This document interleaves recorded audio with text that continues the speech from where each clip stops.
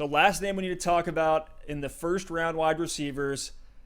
The San Francisco 49ers actually traded up for this pick at the 125 spot. It was Brandon Aiyuk out of Arizona State.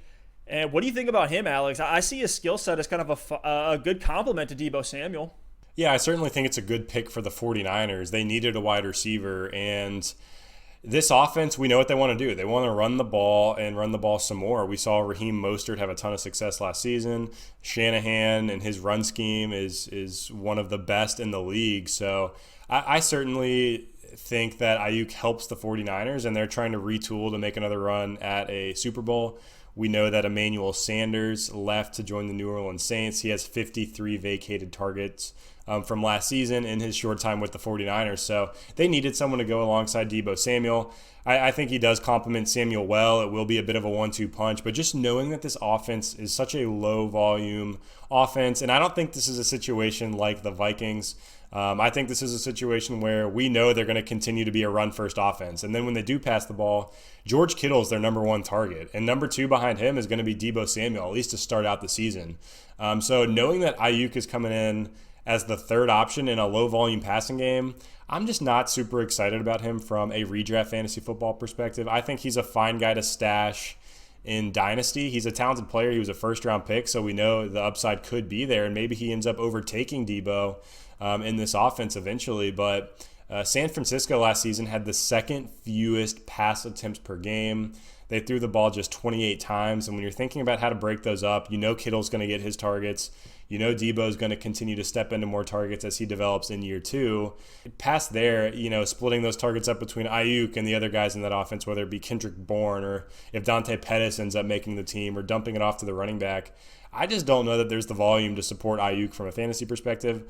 So, again, I think it's good for the 49ers. I don't think this, hurts Kittle or hurts Deebo based on what we thought about the Niners before. We all knew they were going to draft a receiver at some point in this year's NFL draft. So, to me, I'm not changing a lot. It might give Jimmy G a slight bump. And for me, it's more of really just a good move for the team trying to compete and win a Super Bowl than it is for fantasy relevance.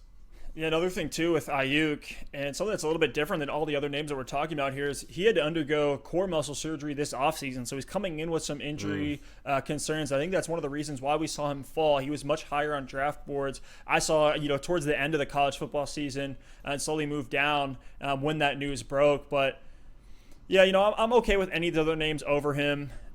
He's one I'm kind of in a wait pattern on, much like Deebo last year, right? We saw Deebo taken in the second round last season. It took him a while to kind of get all that usage in this offense. I'm okay with waiting and seeing for any of these Niners wide receiver other than Deebo Samuel. So I'm expecting the lowest targets, for Aiyuk compared to all these other names here in this first round. I think long-term, like you said, right, very nice compliment to the offense. I could see him being the 2 to Samuel's 1, but if we're just talking wide receivers there, I mean, do you really even want the 49ers wide receiver 2 right now when it comes to fantasy? I don't think you do. We've seen that revolving door there since, after Deebo emerged is Dante Pettis, Marquise Goodwin, Pierre Garçon fighting for that spot there. So I'll gladly snag Aiyuk off waivers in reject if we hear good things and the snap share looks decent.